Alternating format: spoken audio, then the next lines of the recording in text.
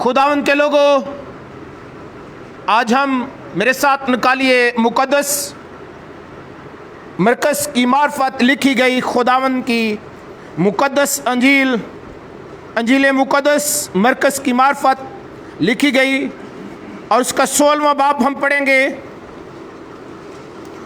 और उसकी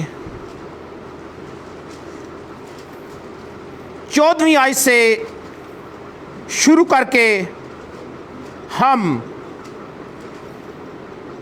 18वीं आयत तक खुदावंद के मुकद्दस कलाम की तलावत करेंगे। सुनिएगा।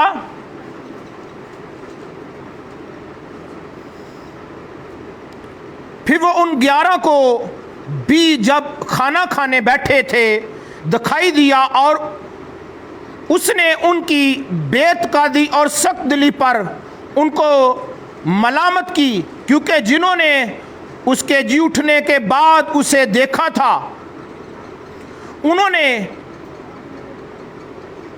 उनका यकीन ना किया था। और उसने उनसे कहा कि तुम तमाम दुनिया में जाकर सारी खलक के सामने अंजील की मुनादी करो। जो ईमान लाए और बपतिस्मा ले वो निजात पाएगा, और जो ईमान ना लाए वो मुजरम ठहराया जाएगा। और ईमान लाने वालों के दरमियान ये मौजे होंगे, वो मेरे नाम से बदरूहों को निकालेंगे, नई नई ज़ुबानें बोलेंगे, सांपों को उठा लेंगे, और अगर कोई हलाक करने वाली चीज़ पिएंगे तो उन्हें कुछ ज़र ना पहुँचेगा। वो बीमारों पर हाथ रखेंगे तो अच्छे हो जाएंगे। खुदावंद के पाक कलाम का पढ़ा सुना जाना हम सबों के लिए बाइस से बरकत हो। अपनी जगह पर बैठे। खुदावंद के लोगों, आज हम खुदावंद के मुकद्दस कलाम में से चंद बातें जो देख रहे हैं अपनी रहनुमाई के लिए और अपनी तरबियत और नसीहत के लिए। उस दिन भी हमने यही सीखा था कि निजात क्यों ज़रूरी है और निजात के लिए हमें क्या कुछ चाहिए। निजात का लफ्ज़ी मतलब छुटकारा, रहाई और आज़ादी के हैं, और इन लफ्ज़ों में इनकलाब मैंने बोला था पाया जाता है। निजात एक ऐसा लफ्ज़ है जिसमें इनकलाब है, और जो लोग इस बात को समझते हैं वो बहुत जल्द आज़ाद होते हैं, दलेर होते हैं, बहाल होते हैं और शाद होते हैं। मैं आपको बता रहा था मेरे अजीजों, आज हमने फिर वही बात को आगे बढ़ाते हुए हमने पढ़ा है कि जो लोग, आज भी बहुत से लोग बेतकाद हो चुके हैं, उसके मौज़ात को, उसकी चुनी बरक़ात को, उसकी सारी नेमतों को रिसीव करने के बाद भी वो बेतकाद हो चुके हैं। खुदावंद के कलाम को अपनी ज़िंदगी का हिस्सा नहीं बनने देते। इसलिए खुदा आज फिर आपको रीशेक करना चाहता है, हिला रहा है, क्योंकि उस वक्त भी लोगों ने उसको जी उठने का यकीन नहीं किया था, देखा था जी उठते हुए, और सब कुछ जानते हुए वो बेतकाद और सख्त दिल हो चुके थे। आज भी बहुत से लोग बेतकाद और सख्त दिल हो चुके हैं। खुदा की तरफ राग़िब होने की बजाय वो दुनिया के कामों और अपनी मसरूफियात और अपने कामों में मगन है। इस वजह से खुदा फिर आपको हिला रहा है और कह रहे हैं, खुदावंद मेरे सीसो कह रहे हैं कि जो मान लाए उसके जी उठने का उस वक्त लोग यकीन कर लिया था। लिखा है उनकी बेतकादी और सख्त दिली पर उनको मलामत की है। आज भी खुदा आपको हिला रहे हैं। मलामत कलाम हमेशा सख्त होता है, मलामत करता है, तरबियत करता है, नसीहत करता है। खुदा ने कितने भी नरम ज़बान इस्तेमाल नहीं की थी। खुदा यीशु मसीह के अल्फाज को देखें, जहां पर भी शागिर्दों में आमेज़श पाई गई, कामत कादी पाई गई, यीशु मसीह ने डांटा। और यहां पर किसी को कलाम सुना दिया जाए और वो कहते हैं कलाम हमारे लिए हुआ है, इसलिए हम नाराज हो गए हैं, भाई हम तो आज के बाद बोलेंगे भी नहीं और दोबारा हम चर्च नहीं आएंगे। खुदा के लोगों, आपकी लड़ाई, आपके दूसरे मामलात बाहर हैं, लेकिन चर्च हम सब के लिए हाँ खुदा का घर है, हम खुदावन के लोग हैं, हम खुदावन से बरकत लेने के लिए आते हैं और खुदावन हमें बरकत देता है। हमारे तनाज़ात बाहर होंगे लेकिन चर्च में हमने यक दिल और यक ज़ुबान होना है। चर्च में किस लिए आते हैं कि हम अपनी नफरत और खुदी और अना का वो बरमला नकार करें जो हमें तबाही और गुनाह और बर्बादी की तरफ ले जाती है। खुदावन के लोगों, उस वक्त वो जो खाना खाने बैठे थे, लिखा है उनको दिखाई दिया और उसने उनसे कहा बेतकादी और सख्त दिली पर मलामत की, क्योंकि उन्होंने उसके जी उठने के बाद उसे देखा था और उन्होंने उसका यकीन ना किया था। देखा था जी उठने के बाद। आज भी लोग तौबा करते हैं, खुदावंद को कबूल करते हैं, उसकी बरकत को देखते हैं, उसकी चुनी बरकत से लुत्फअंदोज होते हैं, पर फिर सख्त दिल हो जाते हैं, उसके साथ बराबर चलने के लिए तैयार नहीं रहते। खुदावंद के लोगों, फिर लिखा है कि आगे लिखा है बड़ी खूबसूरत बात, और उसने उनसे कहा, क्या कहा डांटने के बाद? जो उसके शागिर्द थे, जो उसकी बात सुनते थे, उनको कहा है आप भी उसके लोग हैं, आप उसकी बेटियां हैं, आप उसके बेटे हैं, खुदा आपसे आज बात कर रहे हैं। उस वक्त उनके साथ बात कर रहे थे, आज खुदा हमारे दरमियान मौजूद है। उस वक्त खुदावंद यीशु मसीह उनको दिखाई दिया थे और उनको दिखाई देकर उनको डांट रहे थे, समझा रहे थे। आज मेरी बेटी, मेरी बहन आज आपको सिखा रहे हैं, मेरे भाई आज आपके साथ कलाम कर रहे। लिखा है, क्या लिखा है जी? और उसने उनसे कहा, क्या कहा? तुम दुनिया में क्या कर रहा है? जाकर सारी खलक के सामने क्या करना है? अंजील की मुनादी करो। अंजील का लफ्ज़ी मतलब खुशखबरी है, गुड न्यूज है।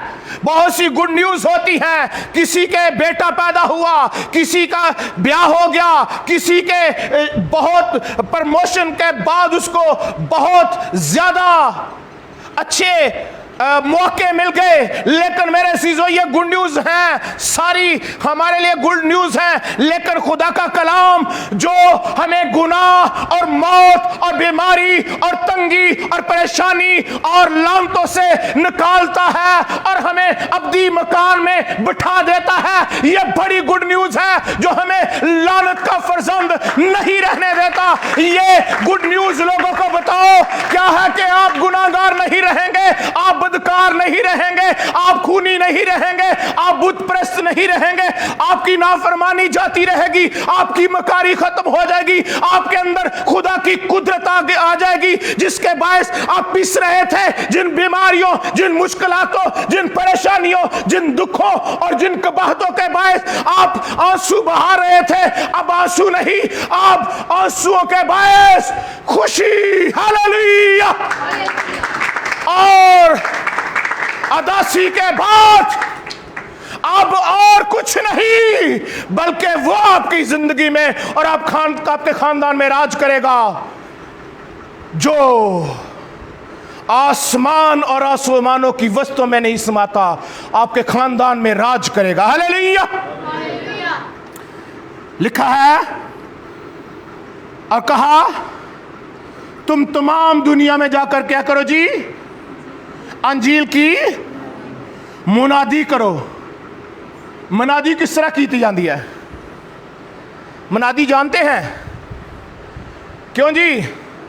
कोई बादशाह बन जाए, मुनादी कैसे वो करवाता है? अपनी डोल बजते हैं, नारे लगते हैं, कहते हैं फलां बादशाह, फलां वजीर बन गया है।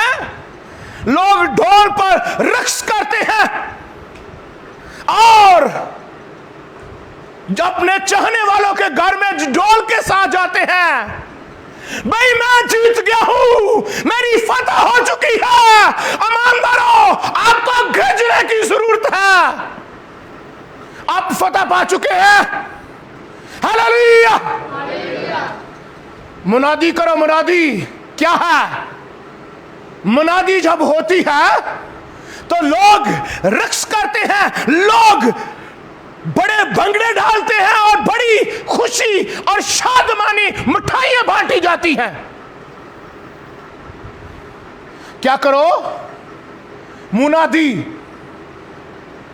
हैं, असी तो बड़े टिले टिले मुनादी करने हैं, बड़े बुझे बुझे अल्फाज ना, और बड़े थके थके और बड़े अदोस रहकर। नो, वो जो आसमान और आसमानों का खुदा है, वो जो बादशाहों का बादशाह, वो जो हाकिम कुल, वो जो साद के कुल, वो जो अलीम कुल, वो जो ज़ाती अक़दस है, उसकी मनादी का अंदाज कुछ वखरा होना चाहिए।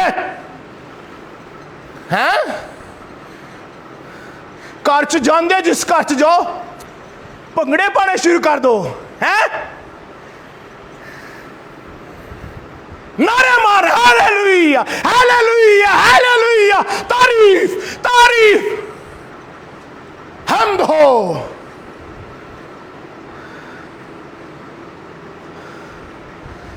सीखे जिस घर च जाने बड़े अदास से बुझे बुझे ते लोग डरते ने घर आ गया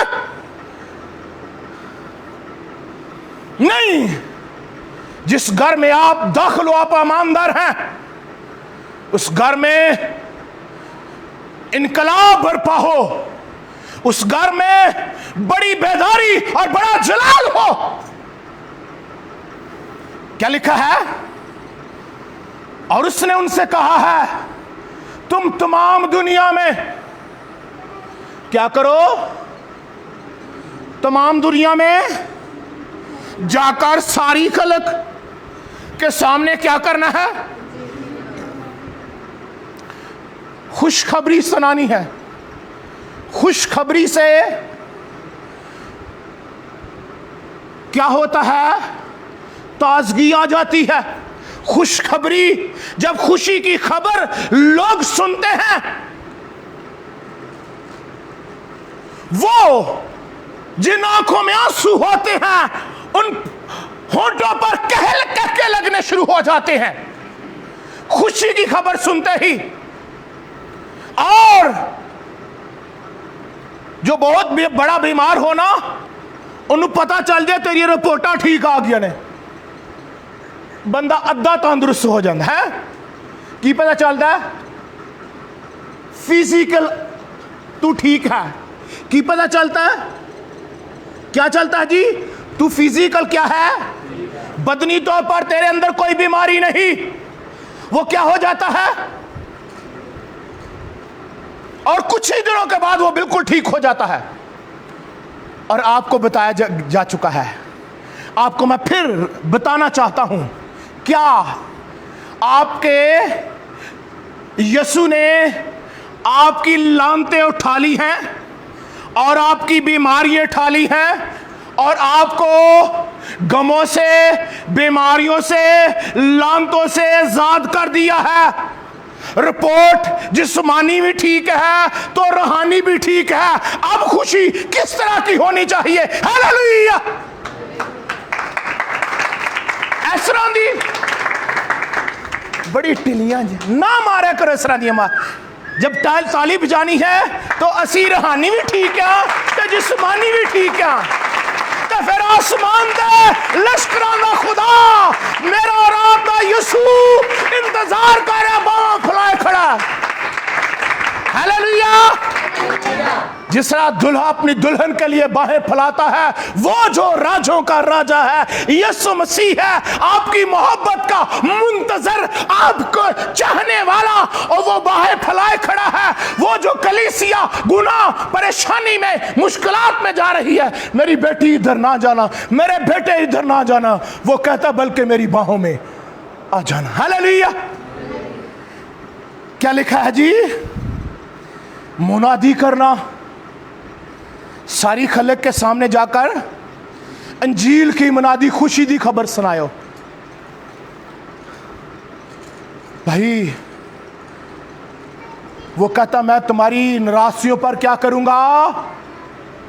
रहम करूंगा और तुम्हारे गुनाहों को फिर, अब्रानियों के खत में लिखा ना, मैं तुम्हारी नाराजियों पर रहम करूंगा, तुम्हारे गुनाहों को फिर कभी याद ना करूंगा। मुबारक है, ज़बूर नवीस में लिखा है, मुबारक है वो जिसकी खुदा बख्शी और जिसका गुनाह और जिसकी बदकिरदारी को वो साहब में ਉਹ ਸਾਬ ਨਹੀਂ ਕਰਦਾ ਸੀ। ਬਿਮਾਰੀ ਅਸੀਂ ਆਪਣੇ ਗੁਨਾਹ ਹੀ ਗਿਣ ਗਿਣ ਕੇ ਮਰ ਚਲੇ ਆ, ਅਸੀਂ ਬਰਕਤਾਂ ਵੱਲ ਤੇ ਧਿਆਨ ਹੀ ਨਹੀਂ ਕਰਦੇ हैं। खुदा के लोगों सुनिएगा, लिखा है खलक के सामने इंजील की मुनादी करो। क्या करो? जो मान लाए कि वो आजाद हो चुका है। अमान मैंने पिछली दफा ही बताया था, अमान और इल्म में मैं दो बातें बताई थी पिछली दफा। याद है? किस किस को याद है? हैंड रेज करना है। अमान में और इल्म में क्या फर्क है? एक हाथ, दो। अमान और इल्म में फर्क बताया था। इल्म हमारा फर्क है, अमान हमारा फर्क है। फिर आपको याद दिलाता चलता हूं, ये जो हम रसूलों का अकीदा पढ़ते हैं, ये हमारा इल्म है। और जिस तरह हम कहते हैं ना कि यीशु पैदा हुआ मुकद्दसा मरियम से, पता चल गया होगा, और फिर पैदा होने के बाद मुनादी की, मुनादी करने के बाद दुख उठाए, दुख उठाने के बाद मसलूब हुआ, मर गया, जी उठा, और फिर क्या होगा? फिर वो तीसरे दिन जिंदा होकर आलम बाला की दानी तरफ, किबरिया की दानी तरफ बैठा है और हमारी शिफायत करता है। ये सारी चीज़ें इल्म है हमारा। लेकिन अमान क्या है? अमान में ग्रोथ है। लिखा ना, अगर तेरा अमान राई के दाने के बराबर हो, मैंने बताया था, तो राई का दाना मरता है फिर उगता है। और जितनों ने मसीह यीशु में शामिल होने का बपतिस्मा लिया, उसकी मौत में शामिल होने का क्या किया जी? मौत में शामिल होने का बपतिस्मा लिया। मरना शामिल हो गए मौत में।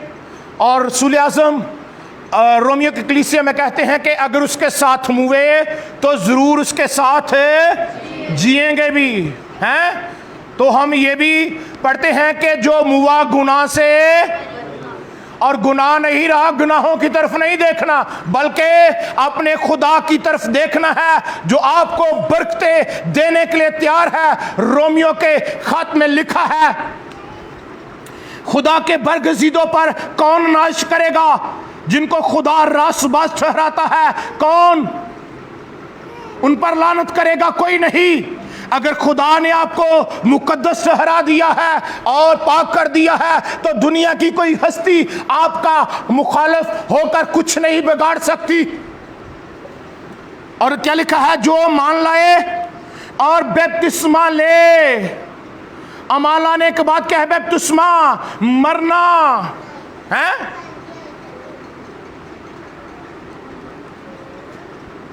जो मान लाए और बपतिस्मा ले, वो क्या करेगा? बपतिस्मा के बाद नजात। बपतिस्मा लेना कोई परमिट नहीं है, ये खुदावंद की हुक्म को पूरा करना है, रासबाजी को पूरा करना है। बहुत से लोग बपतिस्मा लेकर पुरानी जिंदगी में रहते हैं, कोई बरकत नहीं, नजात कोई नहीं है। नजात तब है जब उसके हुक्म पर अमल करेंगे। यीशु मसीह ने यही बताया है कि उनको क्या करो? बताओ, इंजील की मुनादी करो। क्या करो जी? जो मान लाए और बपतिस्मा ले, वो निजात पाएगा। बपतिस्मा लेना बहुत ज़रूरी है और खुदावंद को कबूल करना, उसकी रास्तबाजी को। जिस तरह यीशु मसीह ने जब यूहन्ना के पास गए तो लिखा है, वो यूहन्ना कहता मैं तो आप तुझसे बपतिस्मा पाने का मुहताज हूँ, मगर यीशु मसीह ने कहा हमने इसी तरह सारी रास्तबाजी को पूरा करना ज़रूर है, अब तू होने ही दे। और आपने भी इस रास्तबाजी को पूरा करना है। और क्या करना उसके बाद? जो मान लाएगा और बपतिस्मा लेगा, बपतिस्मे का मतलब डूबना, रंगना। और मेरे जीजो, तालिब नसरानी एक गीत गाता है, एक रंग विच अपने रंग लै बंदिया दो रंगया, और रंग सूली तो मांग लै बंदिया दो रंगया।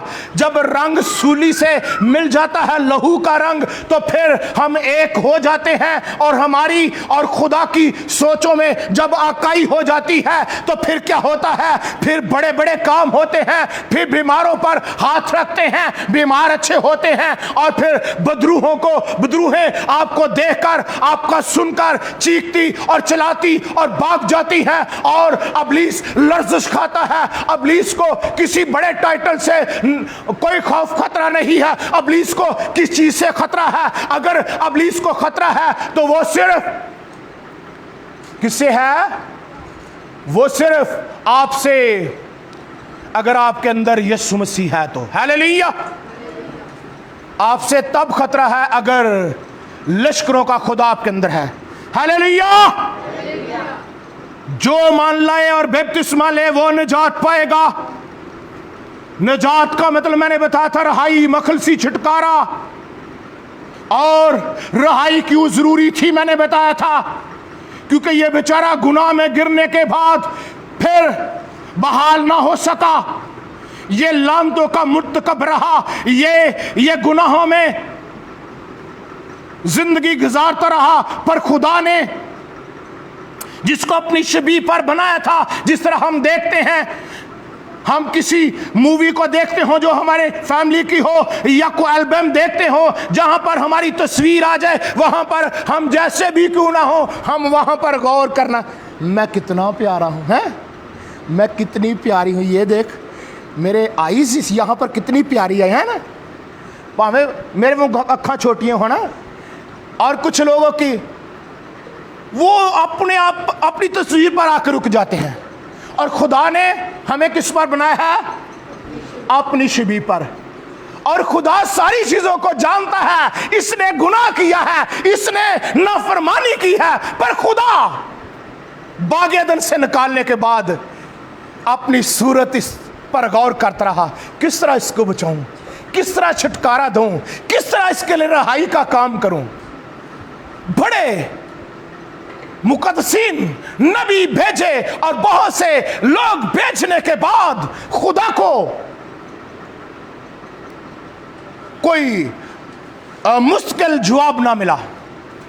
ठीक ना जवाब मिलने के बाद क्या देखे हैं कि फिर खुदा ने अपने बेटे को जमीन पर भेजा।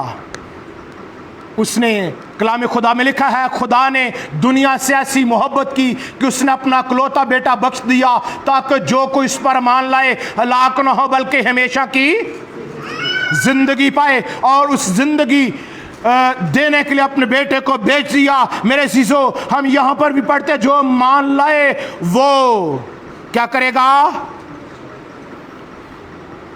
जो मान लाए और बपतिस्मा ले वो निजात पाएगा, वो रहाई पा जाएगा। आगे लिखा है, और जो मान ना लाए, क्या है? जो ईमान ना लाए वो क्या होगा? क्या होगा जी? और मुजरम के लिए क्या है? गुनाह जब किया हो, गुनाह मान लाए, और तो क्या होता है? उसको सजा मिलती है। और सजा मुजरिम को मिलती है। अगर आप खुदा के कलाम के मुताबिक नहीं जिंदगी गुजारेंगे तो फिर सजा के आप हकदार होंगे। आज बहुत से लोग, पिछली संडे बहुत गर्मी थी क्योंकि उस पिछले संडे सीलिंग नहीं थी और गर्मी ज़्यादा थी। इस वजह से बहुत से लोग आज उसी गर्मी को अपने जहन में रखे हुए नहीं आए। मैं कहता हूँ आज 70% लोग या 80% लोग नहीं आए। गर्मी का खौफ है, गर्मी से डर रहे हैं। लेकिन मैं आपको बताना चाहता हूँ, गर्मी का खौफ है, हमें बड़े वहाँ पर मुश्किलात का सामना करना पड़ा। लोगों ने ज़हन में बिठा लिया, अज़ीज़ों, इस गर्मी की आप शिद्दत से खौफ ज़दा रहे, जो लोग रहे हैं। क्या मैं उनसे सवाल करता हूँ, इस गर्मी का खौफ है, इबादत नहीं करने खुदावंद के हजूर आए और क्या उस गर्मी की शिद्दत की परवाह नहीं जिसके लिए आप तैयार हो रहे हैं गुनाह में, नशाबाजी में, बुत प्रसी में, खून रेजी में और तरह की बुरी आदत, हरकत, सकनात में जकड़े और पकड़े हुए हैं। अभी उसका ये सारे काम करने के बाद किधर जाएंगे? जहन्नम में। यहां पर हमारे पास कोयटा से खादम आए, उसने किसी बहन से पूछा कि बहन आप बताएं। आप कहती है मेरा मियाँ जादूगर है, जो कुछ भी गलत है वो सारे काम गलत करता है, वो कहां पर जाएगा? वो कहती है जहन्नम में। अरे क्या मुखलिसपन है रिश्तों में। पता है ये जहन्नम में जा रहा है, पता है ये मेरी बहन गुनाह में डूब चुकी है, मेरा भाई गुनाह में है। आए आज उसके लिए लश्करों के खुदा के हुजूर आए कि खुदा इसकी हालत बदल। खुदा ये नहीं जानता, पर तू जानता है कि तूने अपने बेटे का खून इसके लिए भी उतना ही बहाया है जितना मेरे लिए मैं तुझ पर ईमान लाया हूं। खुदा इसकी हालत बदल दे।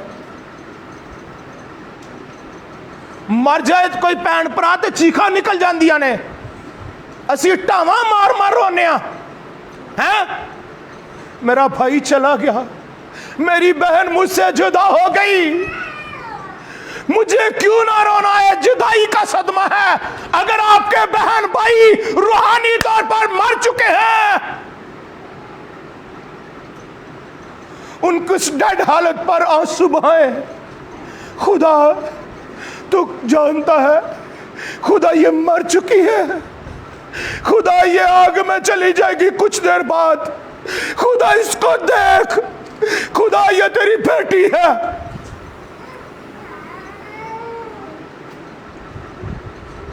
खुदा इसको देख, खुदा इसकी हालत पर गौर कर। खुदा मेरा भाई अब नहीं रहा खुदा जिंदगी की हालत में, खुदा इसका बदल। मोहब्बत इसको कहते हैं। अगर एक गलत है आप भी गलत हो गए और आप में उसमें फर्क क्या रहा? आप सोचते हैं कि फलां गलत है, मैं नहीं, नो नो नो, मैं सरवाइव नहीं कर सकती या नहीं सरवाइव कर सकता।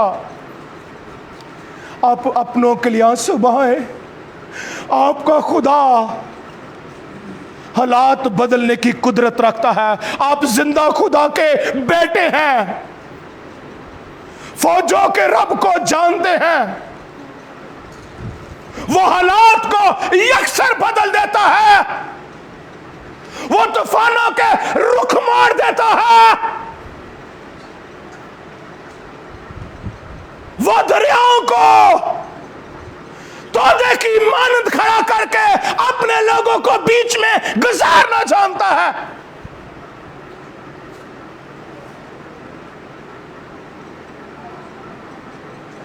आए, आज आंसुओं की जरूरत है, आज रोने की जरूरत है।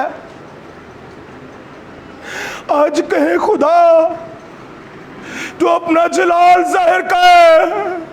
खुदा मेरी बेटी, खुदा मेरा बेटा मौत की हालत में जिंदगी गुजार रहा है। खुदा ये जिस्मानी तौर पर तो चल फिर रहा है। यीशु मसीह ने कहा, ऐ सफेदी फिरी हुई कब्रों,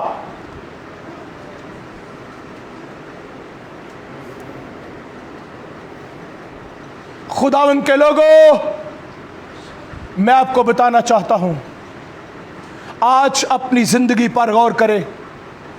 आप बज़ाहिर तो बहुत तंदुरुस्त नजर आ रहे हैं, लेकिन क्या है, किस हालत में है?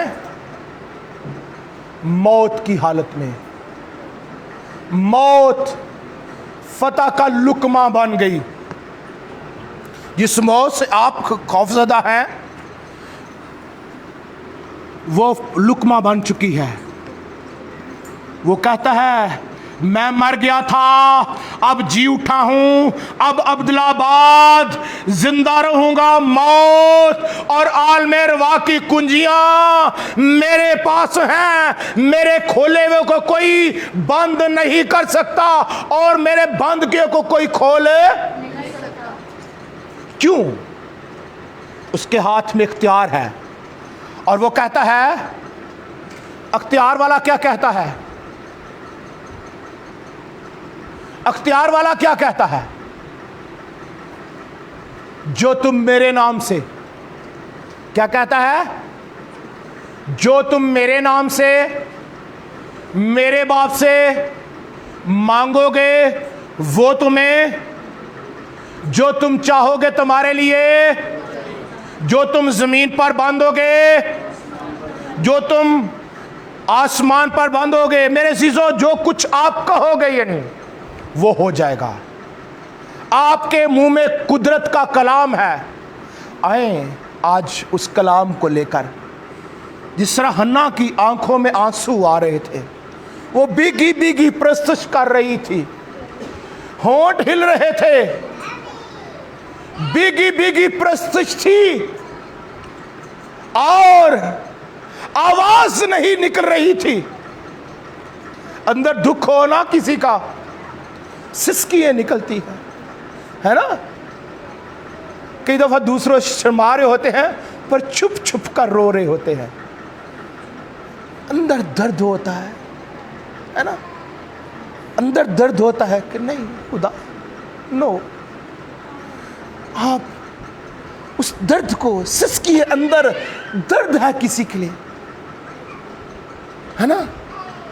आप अंदर ही अंदर हन्ना की तरह, खुदा इस हालत में नहीं रहना चाहती। वो कहती है मैं लानत में नहीं रहना चाहती। खुदा लोग मुझे ताने मारते हैं, मेरी सोच मुझे ताने मारती है, खुदा मैं बोझ नहीं रहना चाहती।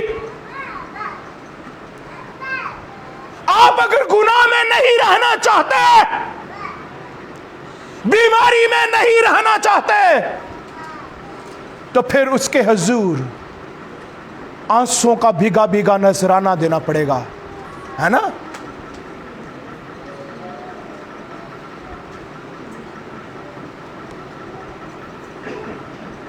जिसके लिए दुख होता है आंसू निकलता है।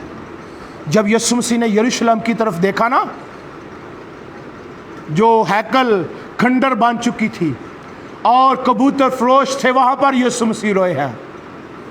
और आप की जिंदगी और आपके खानदान का क्या हाल बना हुआ है? कभी इस बात के लिए आपने आंसू बहाए, खुदा क्यों है, खुदा मैं तेरा हूं? कभी कभी कहना पड़ता है, खुदा जानता है आपके सारे कामों से, आप क्या करते हैं, आपको क्या चाहिए। पर खुदा, आप जिस तरह हम अपने बच्चों से कोई बात सुनना चाहते हैं, ये तोतला बोलता है जिस तरह भी, उसकी आवाज सुनकर हम खुश होते हैं, है ना। आप खुदा की बेटियां हैं, आप खुदा के बेटे हैं, आपकी खुदा आवाज सुनना चाहते हैं। खुदा नहीं, ऐसा नहीं। किसी कहने ना हूं नहीं, ऐसा नहीं चलेगा, पर खुदा को कहे खुदा अब ऐसा नहीं, अब ऐसा नहीं, मैं ऐसी जिंदगी नहीं गुजारना चाहता, मैं अपने बहन भाइयों को ऐसी जिंदगी नहीं देखना चाहता। आमीन, hallelujah, hallelujah, hallelujah, hallelujah, hallelujah. जोरदार तालियां खुदा उनके जलाल के लिए।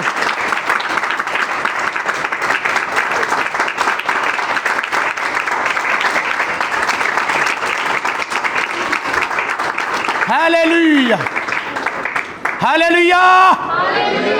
खुदा उनके लोगों, इसी बात को हम आगे लेकर चलेंगे।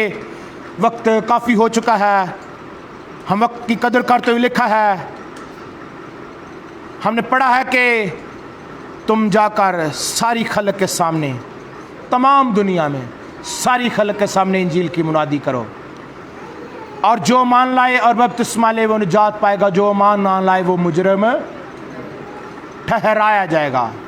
आपने इस बात को घर में जाकर गौर करना है। हम्बल रिक्वेस्ट है सबसे कि क्या मैं मुजरिम हूं? नीचे आपने यहां तक 18वीं आयत तक 14वीं से 18वीं आयत तक पढ़ना है और इसको कम से कम घर में आपने 10 बार पढ़ना है। हर रोज 2-4 दफा पढ़ना है, हर रोज 2-4 दफा इसको गौर करनी है कि क्या मैं किस हालत में हूं। आपको खुद ही तजर्बा हो जाएगा। अमान लाने वालों के दरमियान मौजे होंगे, क्या मैं हूं ऐसा? मौजा क्यों नहीं हो रहा? हम मौजे के तलबगार हैं? कोई सानू ऐथे ही मौजा दे दे। हम तो पल्लू को छूना ही नहीं चाहते भाई। उसने अपनी शर्मिंदगी को नहीं देखा, अपनी हालत पर गौर नहीं की, पर वो भीड़ को चीरती फाड़ती ही पल्लू को जाके छू लिया। आप ये ना देखे, मैं रोवांगी तो मेरा किस तरह का मुंह होएगा, मैं रोवांगा तो लोकी की कहेंगे, लोका की कहना है। अगर आप मौत में चले जाएंगे तो लोग क्या कहेंगे? अगर आप गुनाह में मर जाएं तो लोगों का क्या जाएगा? अगर आपके बेटे बेटियां हलाकत में मर जाएं, लोगों का क्या जाएगा? लोग क्या कहेंगे? लोगों पर नहीं गौर करनी, अपनी जिंदगी पर गौर करनी है। हालेलुया। खुदावंद आज के कलाम के वसीला से मुझे और आपको बरकत दे।